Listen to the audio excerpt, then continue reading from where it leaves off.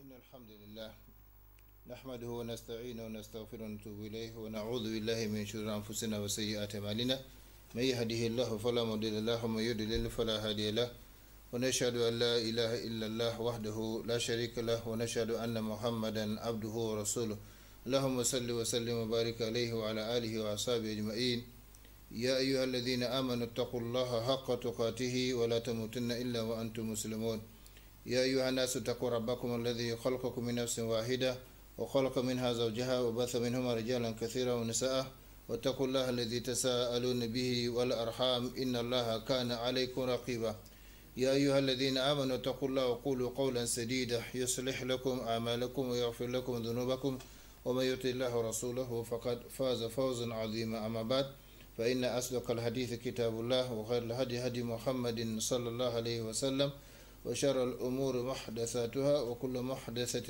بدعة وكل بدعة ضلالة وكل ضلالة في النار ثم ما بعد chers frères et sœurs en islam, chers téléspectateurs auditeurs bon ferré, assalamu alaikum wa rahmatullahi ta'ala wa barakatuh. Soyez les bienvenus à l'écoute de votre école islamique ou plutôt à l'écoute de votre émission islamique ou plutôt votre école islamique où nous avons l'habitude de nous rencontrer et d'apprendre les uns des autres.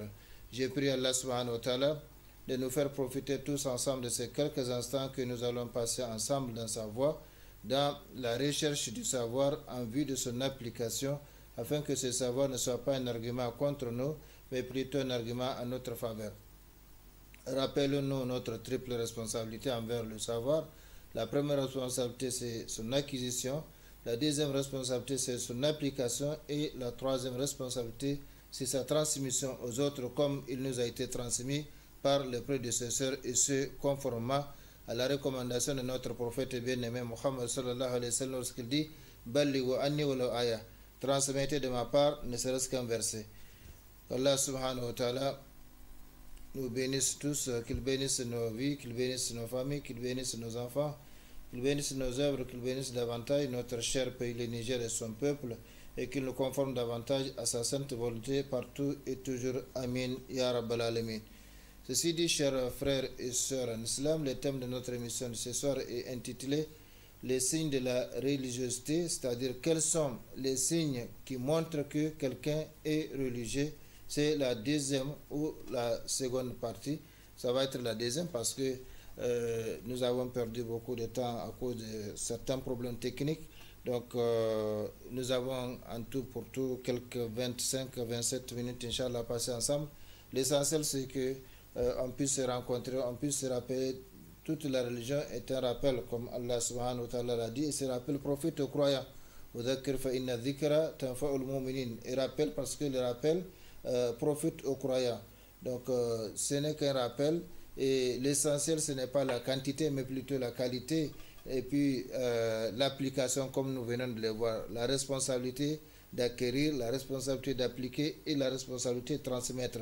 Donc quel que soit le temps que Dieu nous donne, qu'Allah nous donne pour être ensemble, eh bien c'est une occasion, même une seule minute, eh bien on peut faire beaucoup de choses dedans, on peut avoir le paradis ou perdre le paradis au liyad billah. Donc c'est la deuxième partie parce que certainement Inch'Allah il y aura une troisième partie pour terminer les thèmes au cours des émissions à venir. Qu'Allah subhanahu wa ta'ala nous conforme à son bon traitement et qu'il vous en fasse profiter tous Inch'Allah ici-bas et dans l'au-delà. La religion, comme nous l'avons dit, c'était le paragraphe sur lequel on s'était séparé. La religion est à la fois culture, science, compréhension profonde des choses, résolution et ferme engagement. Un engagement qui ne laisse plus de temps libre pour celui qui veut réussir honnêtement dans ce bas monde et dans l'au-delà, comme nous l'avons vu à travers l'émission intitulée, enfin, la première émission, c'est donc la deuxième ici, les hadiths du prophète sallallahu alayhi wa sallam, dans lesquels il dit il n'y a pas de repos pour le croyant avant la rencontre de son Seigneur. La rahat lil mu'min, donc il n'y a pas de repos. La religion, c'est à la fois culture, science, compréhension profonde des choses. C'est à la fois une résolution, un ferme engagement donc, dans non seulement dans l'apprentissage, mais également dans l'application et également dans l'engagement, dans la transmission. C'est comme ça que cette religion nous est venue. Il y a donc 15 siècles de cela, du prophète Mohammed sallallahu alayhi wa sallam, en passant par ses compagnons et ceux qui les ont suivis, eh bien, les gens apprenaient, appliquaient et transmettaient. Donc c'est comme ça que la religion nous est venue. Par conséquent, c'est comme nous l'avons vu, c'est un programme tracé par Allah subhanahu wa ta'ala pour l'être humain, pour le djinn. Il ne les a pas créés pour autre chose. Ça, il faut toujours l'avoir. On n'est pas là pour autre chose que pour l'adoration d'Allah subhanahu wa ta'ala. Mais Satan fait tout pour nous dévier de cette mission pour laquelle on nous a créés et placés sur cette terre. Je n'ai créé, donc c'est une restriction, je n'ai créé les djinns et les humains que pour qu'ils m'adorent. Ça, c'est la mission première et dernière à laquelle l'être humain doit s'atteler. Tout ce qu'on aura fait sur cette terre-là, si ce n'est pas cette mission-là d'Allah subhanahu wa ta'ala à laquelle il nous a invité ou qu'il nous a imposé, eh bien, on n'aura rien fait, on aura fait hors sujet et on se rendra compte malheureusement tardivement, parce que le jour où on se rendra compte qu'on a fait hors sujet, eh bien, le regret ne servira à rien et il n'y aura pas une session pour revenir sur la terre et reprendre la mission. Donc la religion est à la fois culture, il faut se cultiver, il faut apprendre. C'est une science, c'est la meilleure des sciences quand le prophète sallallahu alayhi wa sallam dit talabul ilm faridatun ala kulli muslim. La recherche du savoir, de la science est un devoir, est une obligation pour chaque musulman, parce que c'est donc le devoir ne peut s'accomplir que par son truchement, par son biais, et lui aussi il devient un devoir.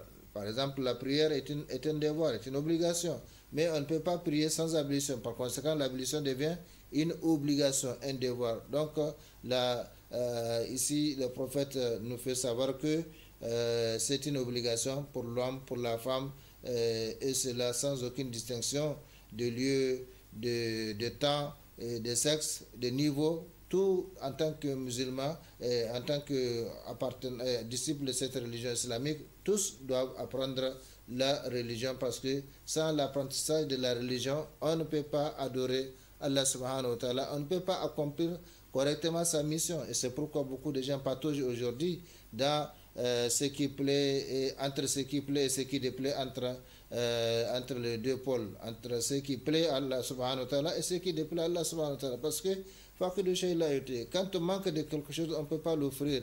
Quand on ne connaît pas le jugement des choses, eh bien, et parfois aussi on connaît, mais on n'applique pas. Par exemple, Allah subhanahu wa ta'ala nous dit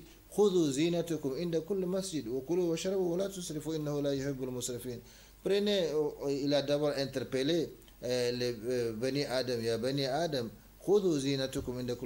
oh Bani Adam, prenez votre parure. Et la parure, chacun sait ce que veut dire parure. Hein? Les beaux habits. Donc il faut s'habiller correctement, il faut se parer, il faut s'embellir. C'est pourquoi quand la fête de Tabaski ou la fête de Ramadan vient, eh bien les gens achètent de nouveaux habits et ils se parent. Donc surtout le jour de la fête, eh bien la prière est une rencontre avec Allah subhanahu wa ta'ala. On va où? On va à la maison d'Allah. La mosquée, c'est la maison d'Allah subhanahu wa ta'ala. Et quand on va chez quelqu'un d'important, eh bien, il faut être dans une forme agréée. Donc c'est pourquoi en islam, Allah nous impose, Allah nous demande de porter notre parure au niveau de chaque prière, de manger et de boire et de ne pas commettre l'excès. Parce qu'ils n'aiment pas ceux qui commettent l'excès. Donc beaucoup de gens connaissent cela. Mais quel est leur comportement le matin, surtout quand ils viennent à la mosquée? Ces mêmes gens-là, s'ils sortent de la mosquée, on leur dit qu'il y a une rencontre avec les commissaires du quartier, ou avec les ministres, ou le premier ministre, ou le président, ou n'importe quelle personnalité, ou même les beaux-parents. Vous allez voir que la personne va changer d'habit, va chercher les plus beaux habits qu'il a, se parfumer, tout cela pour aller donc à la rencontre. Qu'est-ce qui est plus important? Allah subhanahu wa ta'ala, ton Seigneur devant lequel tu vas te tenir debout, il te demande de porter D'abord, le fait de porter ces plus beaux habits, c'est pour montrer, c'est pour remercier Allah subhanahu wa ta'ala qui nous a donné ces habits. Mais tu laisses les habits, les beaux habits, les parfums, tout ça, tu laisses ça à la maison et tu viens même parfois importuner les gens avec ton odeur. Donc, ça, l'islam ne le consent pas parce que pour accomplir la prière, nous avons besoin de 4 propriétés, de 4 puretés. La pureté du lieu dans lequel la prière s'accomplit, la pureté du corps avec lequel on accomplit la prière, la pureté des vêtements donc qu'on porte pour pouvoir donc accomplir cette adoration, et la 4e pureté qui est la plus importante, c'est la pureté du cœur. Et quand il y a cette pureté du cœur, il n'y a pas de doute que les autres puretés vont suivre aussi. Quand le cœur est bien connecté à Allah subhanahu wa ta'ala, il n'y a pas de doute que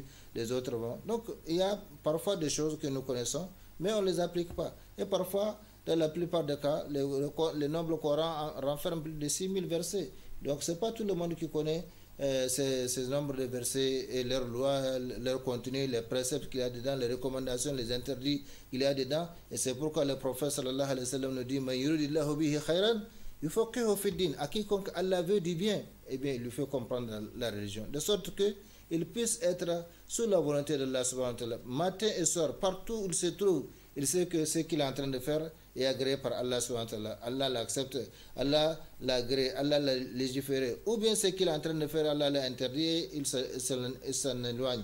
Mais quand on est ignorant, eh bien, on ne peut pas faire la distinction, on ne peut pas obtenir non plus l'amour d'Allah subhanahu wa ta'ala. Quand le prophète sallallahu alayhi wa sallam dit un autre exemple, portez le blanc, assaiblissez vos morts dans le blanc, ça c'est un hadith du prophète sallallahu alayhi wa sallam. Aujourd'hui les gens ils portent n'importe quoi, c'est pas interdit de le faire, mais il y a la recommandation du prophète sallallahu alayhi wa sallam. Aujourd'hui si quelqu'un ensevelit son parent mort dans un autre tissu que le tissu blanc, eh bien que sera le jugement des gens? Comment les gens vont le juger? Comment les gens vont le regarder? Comment les gens vont comprendre donc son geste, alors que ce n'est pas interdit? Mais puisque les gens sont habitués à ensevelir dans le blanc les morts, et pourtant c'est le même hadith. Portez le blanc et ensevelissez vos morts dans le blanc. C'est le même hadith. Et c'est le même prophète. Mais comme je l'ai dit, donc parfois on connaît mais on n'applique pas. Or, c'est ça la triple responsabilité. Apprendre, appliquer et transmettre. Donc, chers frères et sœurs en islam, comme je l'ai dit, aujourd'hui notre émission sera courte parce qu'on a perdu plus du quart par rapport donc, au temps habituel, les 45 minutes. Donc, l'essentiel c'est, comme je l'ai dit, de se rappeler. Donc, de se rappeler, et quand on fait un rappel, comme Allah subhanahu wa ta'ala l'a dit, le rappel profite aux croyants. Parce que même si c'est un hadith qu'on rappelle, même si c'est un verset qu'on rappelle, eh bien, les croyants, ils se rappellent et ils en profitent. Ils en profitent soit pour appliquer, soit pour éviter, si c'est un interdit, soit pour inviter les autres. Et dans tout cela, il y aura de la récompense. Quand on applique, on a de la récompense. Quand on invite les autres, on a de la récompense. Mais plus que de la récompense, parce que tous ceux qui vont appliquer ce que vous avez demandé, recommandé, eh bien vous aurez donc ce qu'on appelle aujourd'hui dans le langage de la finance ou le langage de l'économie, les commissions. Vous aurez donc des commissions. Or, Allah subhanahu wa ta'ala, donc quand on guide quelqu'un, eh bien on aura la récompense. Comme par exemple quand on donne de quoi rompre le jeûne de quelqu'un, on a la même récompense que le jeûneur sans que la récompense du jeûneur soit diminuée de quoi que ce soit. Donc je reviens, la religion est à la fois culture, science, compréhension profonde des choses, résolution et ferme engagement, un engagement qui ne laisse plus de temps libre pour celui qui veut réussir honnêtement dans ce monde et dans l'au-delà. Par conséquent, il n'y a pas de repos. La religion est force, la religion est travail, la religion est optimisme. Il n'y a pas donc de pessimisme, point donc de paresse, point donc d'inactivité et de pessimisme en islam. وقل اعملوا فسيرى الله عملكم ورسوله والمؤمنون وستردون إلى عالم الغيب والشهادة فينبئكم بما كنتم تعملون. Donc vous voyez, cette religion, il faut de la force, et c'est pourquoi le prophète sallallahu alayhi wa sallam fait savoir que le croyant qui est fort, est aimé et plus préféré d'Allah que le croyant qui est faible, même si dans tous les cas, dans tous les deux, il y a du bien, mais Allah subhanahu wa ta'ala aime et préfère celui qui est fort, fort dans son corps, fort dans sa foi, fort dans son physique, fort dans son engagement, dans sa détermination, fort dans son travail. Voilà, donc c'est le croyant qu'Allah subhanahu wa ta'ala aime. Donc il n'y a pas de paresse. La religion est force, travail et optimisme, point donc de paresse. Allah subhanahu wa ta'ala dit au prophète sallallahu alayhi wa sallam et par conséquent à tous les croyants, à tous les musulmans, quand tu finis une œuvre, un travail, eh bien, attache-toi, attelle-toi à une autre tâche, c'est-à-dire à un autre travail. Donc, il faut varier si on est pris de lassitude ou bien il faut se reposer. Et dans ces cas, même ce repos-là peut être compté comme une bonne œuvre pour laquelle on aura une récompense auprès de Allah subhanahu wa ta'ala. Donc, qu'est-ce que Allah subhanahu wa ta'ala nous dit ici? Œuvrer, il dit œuvrer car Allah va voir.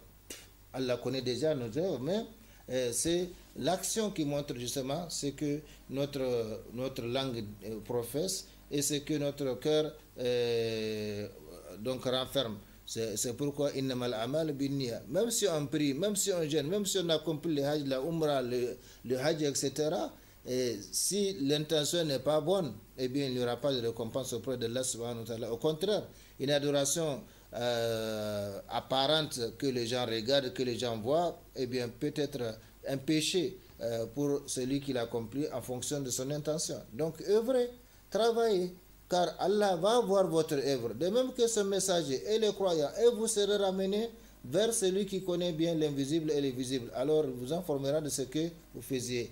C'est pas seulement il vous informera, mais il vous récompensera, parce que la récompense de l'au-delà, les paiements de l'au-delà, les salaires de l'au-delà, c'est en fonction de ce qu'on aura fait.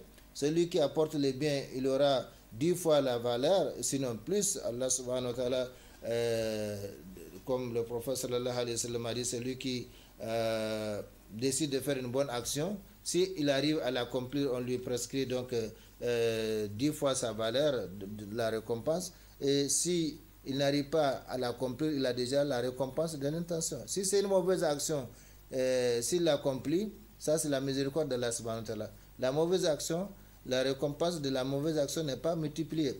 Allah l'inscrit identique tel que l'auteur l'a accompli. Mais la bonne action est multipliée de 10 à plusieurs fois sa valeur, comme Allah subhanahu wa ta'ala a donné l'exemple de l'aumône.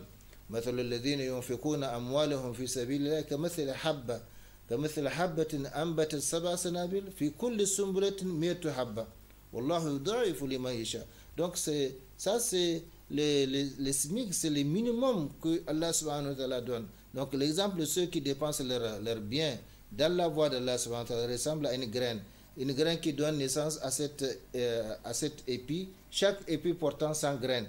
Donc vous voyez, une seule graine qui donne naissance à 7 épis, chaque épi portant 100 graines, ça fait combien au total? 700. Donc cela veut dire quoi? Que quand tu donnes 1 franc dans la voie d'Allah subhanahu wa ta'ala, eh bien c'est comme si tu as dépensé 700 francs. 700 francs quand tu donnes 1000, c'est comme si tu as dépensé 700 000.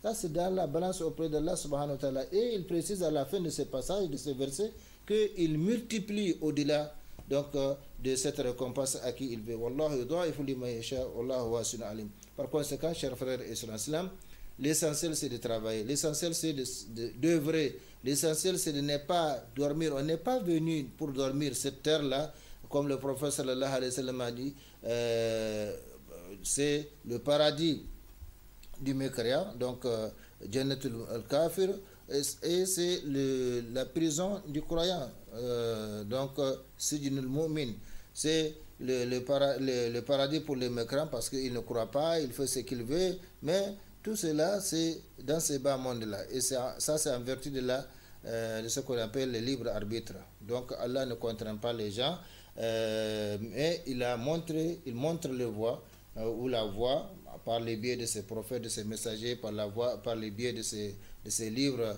qu'il a fait descendre, qu'il a révélés aux humains. Par conséquent, il laisse donc les gens avec leur conscience, leur libre arbitre.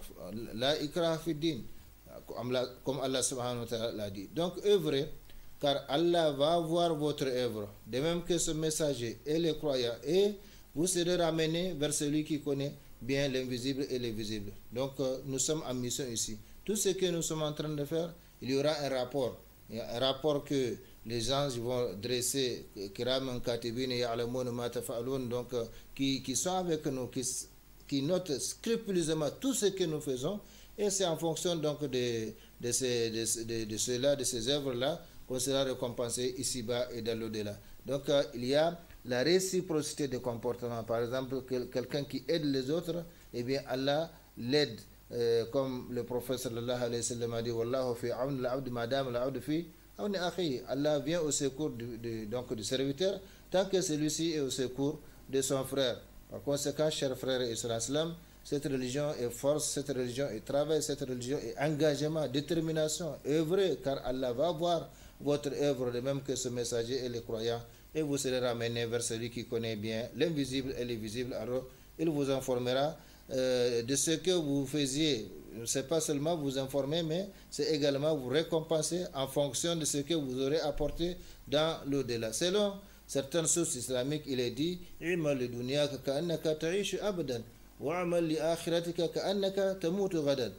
nous regardons cette tradition que certains remontent au prophète sallallahu alayhi wa sallam, dans tous les cas, même si ce n'est pas un hadith, c'est une réalité. Travaille pour ta vie présente comme si tu devrais vivre éternellement.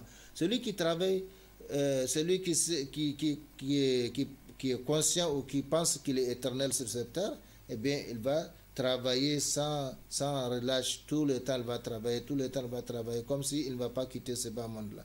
Mais l'islam nous maintient entre deux pôles, le pôle de l'au-delà, le pôle de ce bas monde, le pôle de l'espoir, le pôle de la crainte, et travaille pour ta vie future comme si tu devrais mourir demain. Imaginez quelqu'un qui devrait mourir demain. Quelle va être sa prière? Quel va être son contact, sa relation avec Allah subhanahu wa ta'ala? Quelle va être sa dévotion, la lecture du Coran, les dhikr, les istighfar, conscient qu'il va quitter ce bas monde demain. C'est comme ça donc l'islam nous maintient entre les deux pôles. Le pôle de l'éternité travaille comme si tu devrais vivre éternellement, et le pôle donc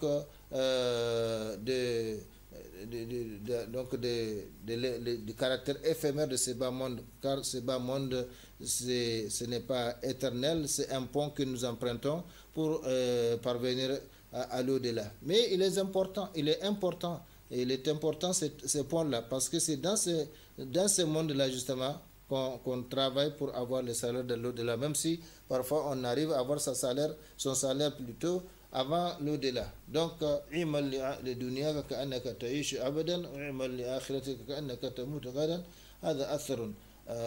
travaille pour ta vie présente comme si tu devrais vivre éternellement, et travaille pour ta vie future comme si tu devrais mourir demain. Par conséquent, chers frères et sœurs, comme je l'ai dit, le temps consacré à cette émission arrive à sa fin. Moi, je ne sais pas. Je pense qu'on m'a demandé d'arrêter à 22h30 et il est déjà 22h31. Par conséquent, nous allons certainement nous arrêter ici parce qu'on a perdu les 15 minutes. C'était à 21h45 qu'on devait commencer pour avoir donc 45. Par conséquent, chers frères et sœurs en islam, nous allons nous arrêter ici tout en priant Allah subhanahu wa ta'ala de bénir ce que nous avons dit, de bénir ce que vous avez entendu, de nous faire profiter tous ensemble de ce que nous avons dit. Donc même si on s'arrête seulement ou on prend seulement cette dernière tradition,